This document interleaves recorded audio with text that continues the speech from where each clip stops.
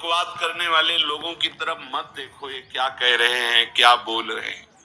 और तुम भी व्यर्थ का बकवाद मत करो।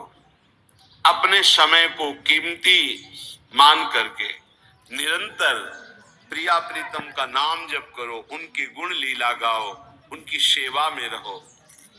कभी प्रपंच की बातें, कभी प्रतिष्ठा का चिंतन, कभी नाना प्रकार के मान सम्मान का चिंतन, ये घुसने ना पावे हृदय में। बहुत सावधान रहना चाहिए साधक को। ऐसी बातें देखो मत, ऐसी बातें सुनो मत जिससे तुम्हारा हृदय उद्विग्न होकर प्रभु का चिंतन छोड़ दे। बंद करो। अभी अन्य लोगों के संग का त्याग कर दो, जो भगवत विमुख वार्ता करते हैं, संत निंदा करते हैं, दूसरों की निंदा करते हैं। कुछ हाथ नहीं लगता। ये लोग भूल करे जिन कोई, किए सुकृत बहु जन्म के छिन में दारे खोए। पर निंदा के किए दे नहीं, आवत नहीं कछुआत, मूर्ख पर्वत पाप को ले चल अपने साथ। तो अलम कश्यापि संगत्या, ऐसा संग मत करो जिनके पास बैठने से भक्त निंदा, जन निंदा, भगवत निंदा हो। से दूर रहो। अलम बंद कर दो ऐसे लोगों का संग। रात दिन हम श्यामा श्याम का नाम जप करेंगे, श्यामा श्याम के लीला गुण गाएंगे, श्यामा श्याम के ही धाम का शोभा का चिंतन करेंगे। जब तुम अपना जीवन श्यामा श्याम के चरणों में न्यौछावर कर दोगे तो पूरा भार श्यामा श्याम ले लेंगे और तुम्हारे हृदय में मस्ती आ जाएगी।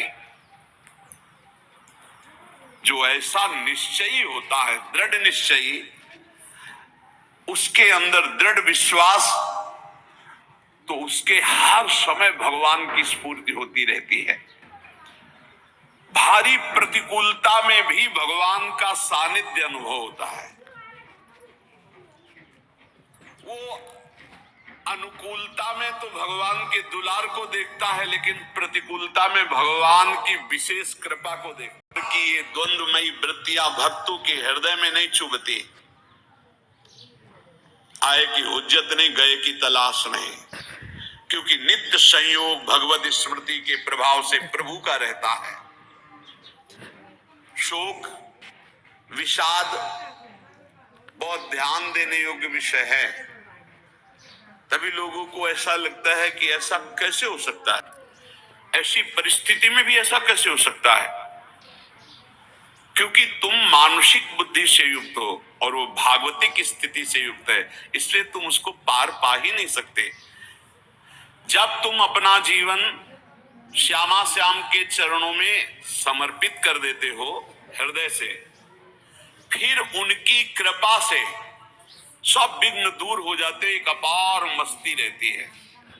नहीं तो शोक, विषाद, दुख, क्लेश, कष्ट, संताप, भय, उद्वेग, ये सदैव सताते रहते हैं। इसी से डिप्रेशन होता है। बार बार नकारात्मक चिंतन, शोक, विषाद, दुख, चिंता, क्लेश, संताप, भय, उद्वेग, यही पूरे मानसिक स्तर को नष्ट कर देते हैं। श्यामा श्याम को समर्पित हो जाते हो तो ये सब प्रवेश भी नहीं करते, एक अपार मस्ती बनी रहती है। अब क्या होगा? श्यामा श्याम जो करेंगे वही होगा। श्यामा श्याम पता नहीं कैसा करें, नहीं, वो सदैव मंगल भवन है, वो जो करते महामंगल होता है। ये निश्चय उपासक के हृदय में आ जाना चाहिए। इसलिए अपना सारा मन, सारी बुद्धि, सारा जीवन, प्रत्येक श्वास प्रभु को अर्पण कर दो। फिर देखो तुम निहाल हो जाओगे। दुख, शोक, विषाद, क्लेश, कष्ट, संताप, भय, उद्वेग, ये उसी को व्यापते हैं जिसने अपने जीवन को प्रभु के चरणों में अर्पित नहीं किया।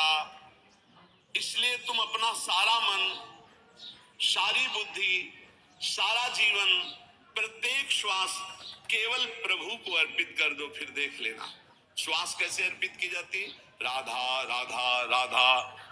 बुद्धि कैसे अर्पित की जाती, एकमात्र निश्चय कि भगवत सुख ही सुख है, ये जागतिक सुख सुख नहीं, ये दुख है, ये ऐसा दलदल है जिससे आप तक कोई नहीं निकल पाया। सारा मन, हम मन से केवल प्रभु का मनन करें, धाम में लगाएं, बहुत प्रसन्नता हो जाती उस उपासक के हृदय में जो अपना मन बुद्धि प्रभु के चरणों में अर्पित कर देता। भगवान ने तो इसको बहुत उत्तम स्थिति बताया है कि मेरे से कभी वो अलग हो ही नहीं सकता यदि मन बुद्धि अर्पित कर दिया। मय्येव मन आधत्स्व मयि बुद्धिम निवेशय, तो निवश्य मय्येव अत ऊर्ध्वं न संशया, बिल्कुल संशय नहीं, वो मेरे में